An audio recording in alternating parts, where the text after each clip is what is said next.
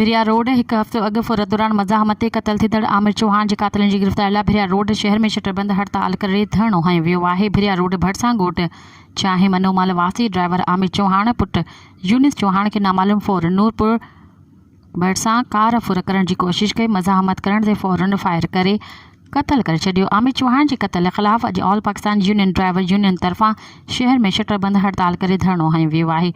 Driver union जे अॻवान ॻाल्हाईंदे चयो त भिरिया रोड ऐं भरपासे में चोरियूं ऐं फूरू रोज़ जो मामूल बणियल आहिनि। हुननि चयो त चोरियुनि ऐं फुरनि जे आज़ार सबबि शहरी रातियूं जागी काटण ते मजबूर बणियल आहिनि, पर पुलिस अघुर निंड सुतल आहे। एहतजाज कंदड़नि IG सिंध, DIG शहीद बेनज़ीराबाद ऐं SSP नुशरत फिरोज़ खां मुतालबो कयो आहे त जल्द आमिर चौहान जे क़ातिल खे गिरफ़्त कानून जे कटहरे में आणे संदन वारसनि सां इंसाफ़ कयो वञे। मज़ीद ख़बरनि ऐं तफ़सीलात लाइ विज़िट कयो असांजी वेबसाइट www.awamiNewsHD.com ऐं ॾिसंदा रहो अवामी न्यूज़ HD।